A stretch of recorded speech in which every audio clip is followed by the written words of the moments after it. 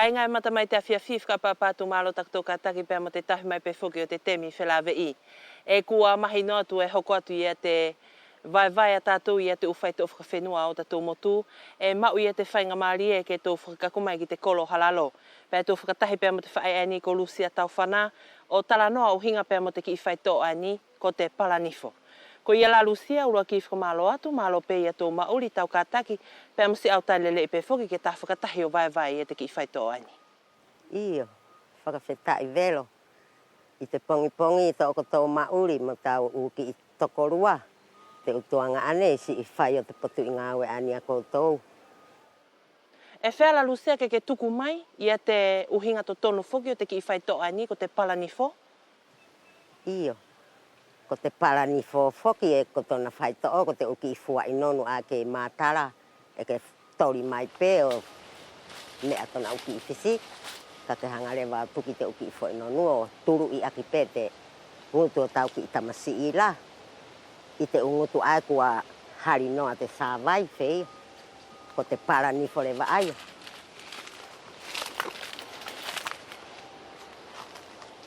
Ko ni ka inga ko mau mai lewa ia te uki i fua i nonu ai aunga ki te ki i whai toa tātou ko te palanifo e tō whakakaku lewa ke whakahaha mai e te whaai e tōna whaahinga whakahoko lewa. Pea ko ni ka inga ko maa whakakaku mai lewa pea mo te whaai ani ko Lucia ki te whakahaha tu lewa o te whaahinga whakaaunga o te ki fua i akau ani ne maa takatori. Ko ia Lucia ko ni kua ke whakahaha mai whuki ko te akau ange ko te nonu. Kai ko whea ia te ki i whaahinga fua o te nonu e whakaaunga ia ki te whaitoa ani ko te palanifo.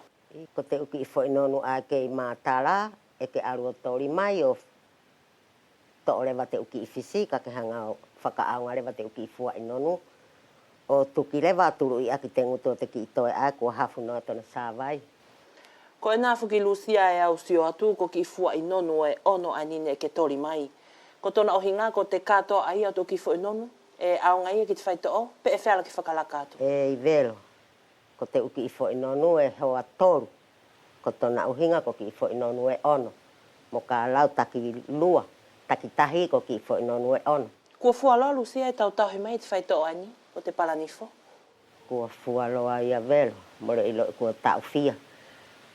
Ko ni whakilata ko whanau kua ma te umagopuna mo te whaipe o te ki i whaitoa le leipe whakia ki te uki kautoe. Ia. Ka e whēla ke tuku mai Lucia ia te uhinga to tonu whuki o te whaitoa ia ko te palanifo, pe e whea whuki ia te whakailonga ai te whanau, pe ki tā alulewa kumi mai te ki akau ani ko te fua inonu.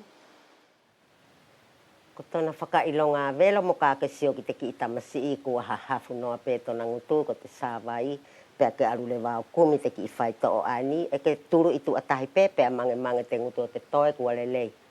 Ia. E whēla ke mamahi i e te whanau i e te ki i tulu i ani, pe mo te ki akau ani ko te nonu?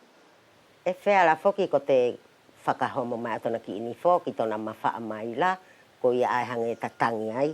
Ko e ni Lucia kua katoa mai i e te uki i fua i nonu, whelewa i a tau whaahinga te teu i e te ki i vai ki tau whanau. E ke aru pe whoki o mai te uki i fua i nonu o tuki. Whakamaopo ki i fua i nonu ai ono, o tuki ki te ki mo ki o turu i pētona ngutu. More haku ia ki te ipu ke whakainu. E ke tō i pēko e ke turu i aki pētona ngutu. He elele i ai pētona hahafu mai te sāwai e mange ai pēte ngutu ia te ki i toe. E turu i tu o tahi pē Lucia, pe e ki tāta tau o si e te ki i vai ki te e ke turu i takawhori pēko e o hange e ke pō tona ngutu. Pea mo tona ki i tūlanga ni fua ke hanga pō aki te ki i vai. Pea puri o te hafu ia to nā ngutu. Ka lele ia lewa whokia mo toi mamahi. Ko tona ohi ngā la Lucia i taku mahino atu, e kumi tu o tahi pē ia te ki akau i ani, o tulu i tu o tahi pē ki te whanau, pea o si ia mo te tulu ia te huake. E tulu i tu atoru. Tona whaahinga whai ki te ngutu o te ki toi ai a kua hafu to nā ngutu.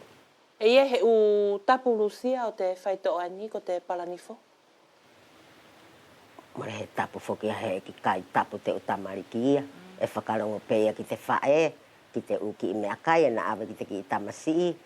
Kako te u mea mari e pēia, tā whito e tonu ke tuku te awange. E ko ia pē whokia e whakatupo aki ai te para nifo a te u kautoe mo te para. Whai atu whoki kia ni ihi vai para. E au longa foki ki ihi Lucia ta fito i te ki whaito ani ko te Palanifo no tō tori mai nā tō i te akau, mo reo mai nā tō o kumihina mo i kia o kofuki ai o tatau. Ka no tō o mai pe nā tō o tori mai e tō ki fua ino nu o kai pe ano tō puhi i whakahanga tonu ki te nguto te ki whanau. E ke whaka i o mai Lucia ki te whaahinga whai ai o te whaito o te Palanifo? Mara whaka i o au ki ai velo.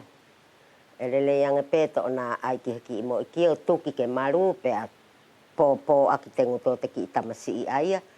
E puri ai pē te hahari ato o nā nguto. Mamange ai pē ia. Ko tō na pē a nā whaahinga whai. Ko tōna o hinga la Lucia ko te whaito ani e āte ai na pē ki te ki i tamariki ai ke liliki osi. Mole au ngā lake ana tōko tō ki i whanau kua taki tau ni ma taki tau ono. E i velo. He mole heki i tamasi aki te seo atu kua lahi. Kei hahafu mai tō nā ngutu ngā ta pē ki te ki i kautoe a ke liliki. Kei hafu mai tō nā ngutu. Pea au ngā rewa ki ai te ki i vai ani te fua inonu. Lucia e au whakawheta e pēr whakamalo i te aluanga whuki o te vai o te ki whaito ani ko te Palanifo. Na ia le wahina au whakaamu ki te hoko atu pē o te tauhui o tō ki whaito o whakatātou. Ko si aku pē whoki whakaamu velo ki te uki i loia te u whae. Tā whito. Ke tauhi tu umau pēia a nā tō whanau. Ke hoko atu mo te umoko puna tuku ki a nā tō mo ka ki ta sioi whokua ki ta vai. Ke tauhi tu umau si uki i whaito o ani he mā uri ai pē tātou. Ko te uia a ke oro ki te lopitari kai loa. Mrau whakatui au ki ai. Ei ai pē te umahaki o te lopitari. Ka ki te umahaki tā whito. E tō lele pē tātou ki a tātou ki i loi whakauvea. Pea ko e nā ka inga ia te whakaamu e na whai e te whae ani o hinga pēpea mo te tauhi mo te taupau o tō ki whaito o whakatātou. E mā tau i nei atu e hoki tō te whakatahi pē ki he tahi whaito o ia aho ka hoko mai.